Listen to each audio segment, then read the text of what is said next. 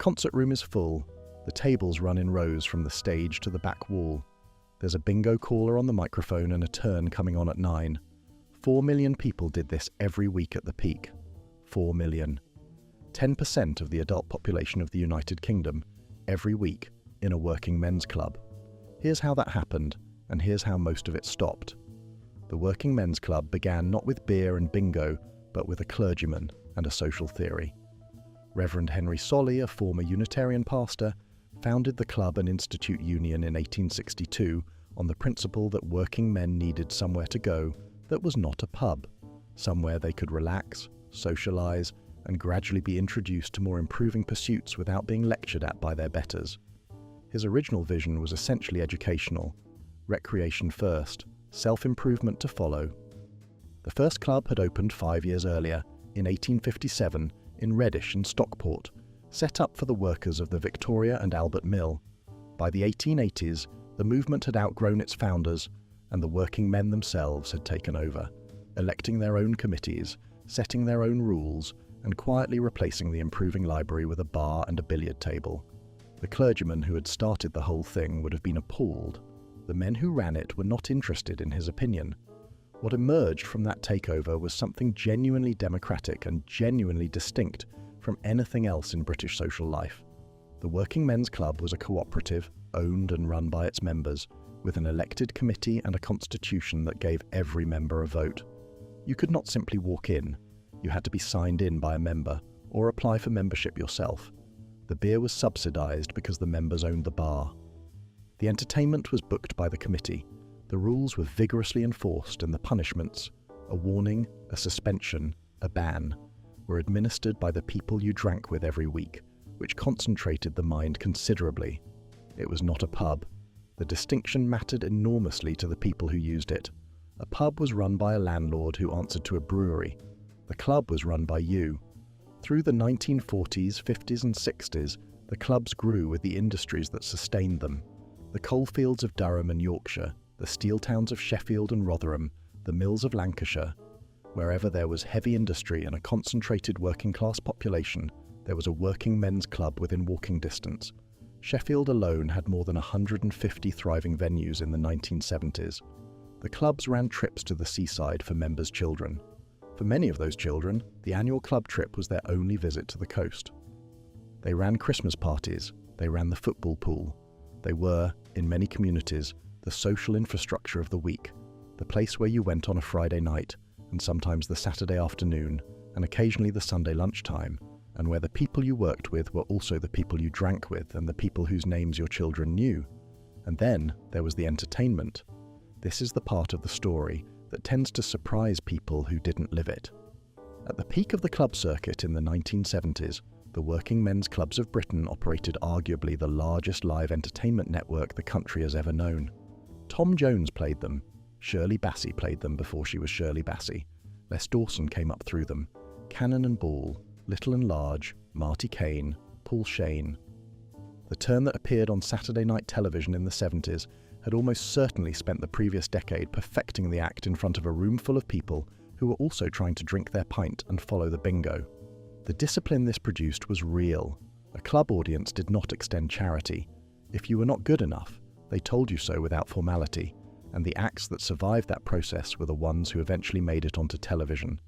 The clubs were the X Factor before the X Factor existed, except that the judging was done by 400 people in a concert room in Barnsley, rather than by a panel in a television studio. Granada Television understood what they had in the clubs and put it on screen. The Wheeltappers and Shunters Social Club ran from 1974, filmed in a studio dressed to look exactly like a Northern Working Men's Club, with Bernard Manning as the compere and Colin Crompton as the hapless committee chairman, making announcements that interrupted the act's mid-performance. It was a faithful enough portrait that people who had spent their lives in real clubs recognised it immediately and found it funny for the right reasons. Manning and Crompton insulted each other, insulted the acts, and occasionally insulted the audience, and the show ran for 6 series because the thing it depicted was so embedded in the culture that it needed no explanation. Several things happened in the 1980s and 90s that compounded in ways that made the club's decline feel, in retrospect, almost inevitable. The first was deindustrialisation. The clubs had been built on the communities produced by heavy industry, the collieries, the steelworks, the mills. When those industries contracted through the 80s, the pit closures, the steel plant shutdowns, the textile industry moving offshore, the communities that had built and sustained the clubs contracted with them. A club that had existed to provide a social space for the men of a particular colliery found, after the colliery closed, that the anchor had gone. The members who stayed were older, the new members did not come in the numbers they once had, and the concert room that had been full every Friday night started to thin out. Not immediately. Gradually the way things thin when the reason for them has already gone, but the institution takes a generation to notice. The second was television. The same process that had taken the club acts and made them television stars also made television an alternative to going to the club. By the 1980s, a family with a colour television and a video recorder had access to entertainment at home that the concert room could not match in terms of comfort, cost, or convenience. The pub had always competed with the club for the recreational pound. Now the living room competed too. The demographic that had been the club's core, the working man in his 40s and 50s, union member, shift worker, loyal attender, was not being replaced by the generation coming behind, because that generation had grown up with more options and fewer ties to the industrial communities that had made the club feel necessary. The third was the smoking ban.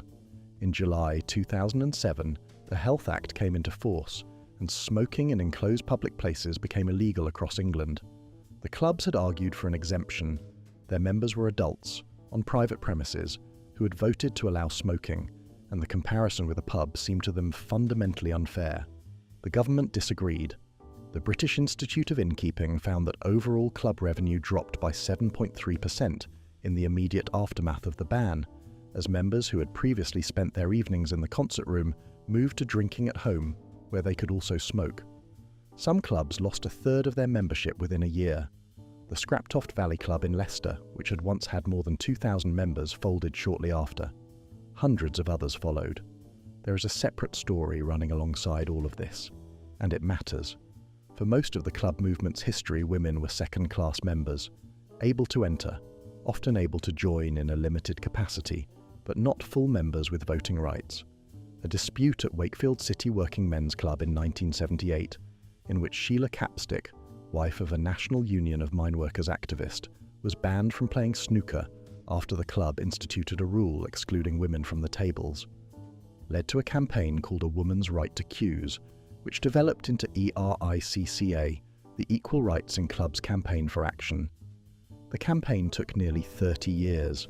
Full equal membership rights for women were not accepted by the Club and Institutes Union until April 2007. The delay had consequences.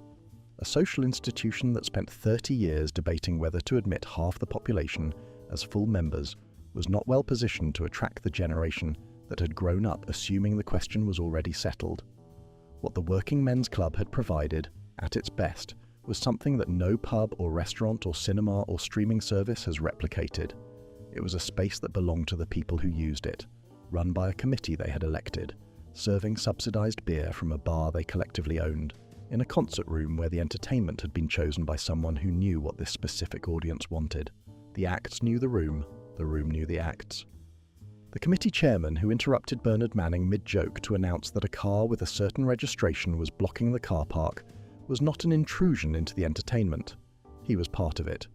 The specific texture of that experience, the slightly chaotic comparing, the tables running to the back wall, the bingo between the acts, the raffle for the meat tray, the brand of beer that the members had voted to stock because they preferred it, was not a compromise.